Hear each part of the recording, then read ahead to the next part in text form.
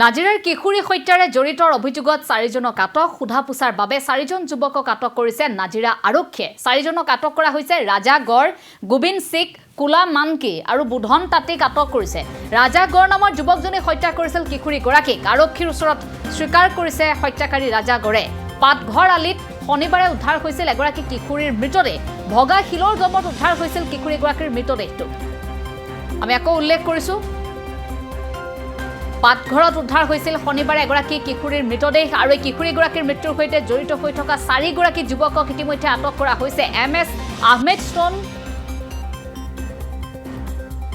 ক্ৰছাৰত উদ্ধাৰ হৈছিল মৃতদেহটো আকৌ এবাৰ কৈছো ৰাজা গড় গোবিন্দ সিং কুলা মানকি বুধন তাতি এই 4জনক আটক কৰা হৈছে ৰাজা গড় নামৰ যুৱকজনে হত্যা কৰিছিল কিশোৰীগৰাকীক এই ভয়ংকৰ স্বীকাৰোক্তি ৰাজা গড়ৰ আৰক্ষীৰ জেৰাত এই কথাখিনি স্বীকাৰ কৰিছে পাটঘৰ আলিত উদ্ধাৰ হৈছে শনিবাৰে উদ্ধাৰ হৈছিল কিশোৰীগৰাকীৰ মৃতদেহটো এগৰাকী কিশোৰীৰ মৃতদেহ উদ্ধাৰ হোৱাৰ পাছতে তদন্ত প্ৰক্ৰিয়া চলিছিল নাজিৰাৰ কিশোৰী হত্যাৰ সৈতে জড়িত হৈ থকা 4জনক এতিয়া আটক কৰা হৈছে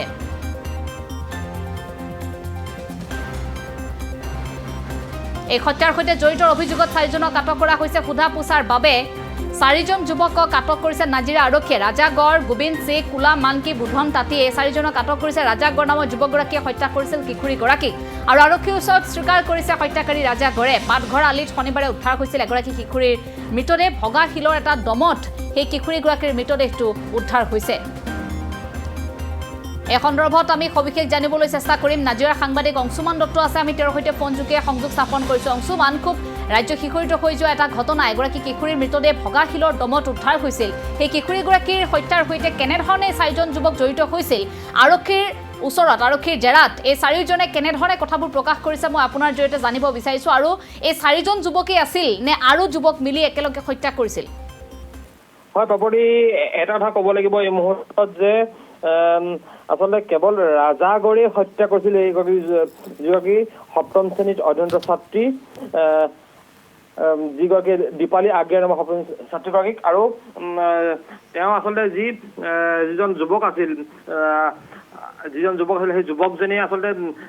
সেইগৰাকী যুৱতীক আচলতে প্ৰেমৰ প্ৰস্তাৱ দিছিল আৰু সেই প্ৰেমৰ প্ৰস্তাৱ আচলতে প্ৰত্যাখ্যান কৰাৰ বাবে আচলতে সপ্তম শ্ৰেণীৰ ছাত্ৰীগৰাকীক তেওঁ হত্যা কৰি এইদৰে শিলৰ দমৰ মাজত পুতিছিল আৰু এটা ক'ব লাগিব যিজন যুৱক ৰাজাগড় সেই ৰাজাগড়ে আচলতে সেই যুৱতীগৰাকীক প্ৰেম প্ৰত্যাখ্যান কৰাৰ বাবে ডিঙি চেপি হত্যা কৰি শিলৰ দমৰ মাজত পুতি থৈছিল আৰু আন যিজন 3জন যুৱক তেওঁলোকৰ আচলতে নিৰ্দোষী বুলি কৈছে ইতিমধ্যে আৰক্ষীয়ে ইতিমধ্যে সংবাদ মাধ্যমৰ কোনো ভাষ্য দিয়া নাই আচলতে তেওঁলোকে অফ কেমেৰা তেওঁলোকে আমাৰ আগত কৈছে যে এইজন যিজন যুৱক ৰাজাগড়ে আচলতে মূল অভিযুক্ত আমি ধন্যবাদ জ্ঞাপন কৰিছো আপোনাক আৰক্ষী যেহেতু তদন্ত প্ৰক্ৰিয়া চলিছে ৰাজা গড়ে এই গোটেই ঘটনাটো সংঘটিত কৰিছিল আৰু সেই পাখণ্ডটোক আৰক্ষীয়ে ইতিমধ্যে কৰায়ত্ব কৰিছে 4জনক আৰক্ষীয়ে আটক কৰিছে আৰু সোধা পোছা আৰম্ভ কৰিছে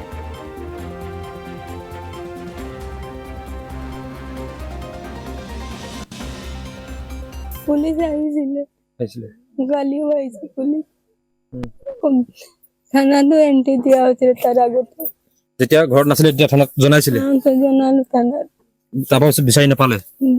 বিচাৰিলে আগদিনা দিলো 5 দিনে আমি পাইছো কিবা ঘৰত কাজিয়া লাগিছিল নেকি আপোনালোকৰ সৈতে নাই অকল কিতাপ স্কুল নোযোৱা কাৰণে মই দম দিছো তাকো কামৰ পৰা আহোঁতে দম দিছো স্কুল নেযা লোকৰ ঘৰত বহি থাকো লোকৰ ঘৰত থাকিলে তোৰ জ্ঞান লোকে দিব জানো মা কৈ গালি দুটা দিমে মই ইমান কষ্ট ডাঙৰ কৰিছো মই সৰু পৰা ছোৱালীজনী আৰু স্কুল নেযাব তো মই মা কৈ দম দিমে কি ক'বলৈ যোন তেনেকুৱা কৰিছে তাকে ফাঁচি অৰ্ডাৰ কৰিব আৰু কোনো ঘটনাটো ছোৱালীজনী হেৰাৰ পৰা আমি বিচাৰি আছিলো 3 দিন গোটেই বিচাৰি নোপোৱাৰ কাৰণে আমি গেলেকী আৰক্ষীক খবৰ দিলো আহিলে ছাৰহেঁত আহি এনকুৱাৰী কৰি গ'লেই সোধা পোছাও কৰিলে কাৰোবাক ভাল পায় নেকি কি সেইটো কথা তেতিয়া নোলালে ছাৰহেঁত যোৱাৰ পাছতে তেতিয়া এই ৰাজা গড়ৰ কথাটো ওলালে তেতিয়াই তাক মানে ধৰি নিলে তাৰ পাছত আজি ৰাতি আকৌ 3টা ল'ৰাক ধৰি নিছে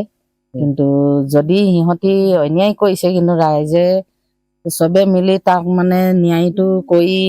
পানিশমেণ্ট কঠোৰ দিয়া ব্যৱস্থাটো কৰিলে ভাল হ'ব বুলি আমি ভাবিছোঁ কেলে আমি এজনী ছোৱালী কিমান সৰুৰ পৰা কষ্ট কৰি ডাঙৰ দীঘল কৰোঁ দেউতাক নাই মোৰো মানুহজন নাই আমি কিমান কষ্ট কৰি দিন হাজিৰা কৰি খুৱাই মেলি ল'ৰা ছোৱালী ডাঙৰ দীঘল কৰিছো, কিন্তু আমাৰ বুকুৰ পৰা কাঢ়ি লৈ গৈছে। আমি থাকিব পৰা নাই, আপোনালোকে উচিত বিচাৰটো কৰিলে ভাল হ'ব। যি আমাৰ পাটঘৰ চাৰিআলিত দীপালী আগৰীয়া নামৰ ছোৱালী এজনী মহম্মদ আমাৰ শ্বাহিদৰ কেঁচাৰত তেওঁলোকৰ কেঁচা বাছৰ মাজৰ পৰা ওলাইছেহি। তো আমি ভাবিছোঁ যে প্ৰশাসনে যিধৰণে পদক্ষেপ ল'ব লাগিছিলে, কিন্তু এনেকুৱা পদক্ষেপ এতিয়ালৈকে লোৱা দেখা নাই। তো তেওঁলোকৰ যিধৰণে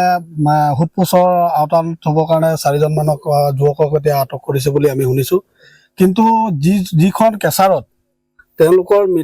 ছোৱালীজনীৰ মৃতদেহ উদ্ধাৰ হৈছিল, সেই কেঁচাৰৰ মালিকক এতিয়ালৈকে সোধপোছ কৰা আমি দেখা নাই। কেঁচাৰত কাম কৰা মানুহখিনিৰ সোধপোছ কৰা দেখা নাই যে আপোনালোকে বাহিৰত যিখিনি যুৱক আছে তেওঁলোকৰ সন্দেহযুক্তভাৱে উদ্ধাৰ কৰিছে, কিন্তু তেওঁলোকে কেনেকৈ জানিলে যে বাহিৰৰ কিজনী যুৱকে যে হত্যা কৰিছে বা কিবা এনে ধৰণৰ কাম কৰিছে, কিন্তু তাত থকা মালিকক তাত থকা কাম কৰা মানুহখিনি কোনো আইনৰ আওতাত অনা এতিয়ালৈকে দেখা নাই। ছোৱালীজনী যিধৰণে তাত নিঃসংগভাৱে হত্যা কৰিলে, এই দোষীসমূহক অতি সোনকালে অতি শীঘ্ৰে তেওঁলোকক কাৰায়ত্ব কৰি উচিত শাস্তি প্ৰদান কৰিবলৈ আমি আৰ্টছাৰ তৰফৰ পৰা দাবী জনাইছোঁ। তেওঁলোকে যদি এইখিনি যদি কৰোঁতে মেলোতে যদি কিবা অৱহেলা তেনেকৈ হেৰি কৰে, তেতিয়া আৰ্টছাই কিন্তু মনে মনে বহি নাথাকে। তাৰ কাৰণে আমি কিন্তু জংঘী আন্দোলন কৰিবলৈ কিন্তু বাধ্য হ'ম।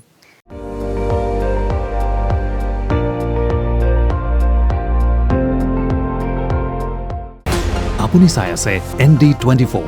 সৰ্বশ্ৰেষ্ঠ নহয় সৰ্বোত্তমৰ দৌৰ।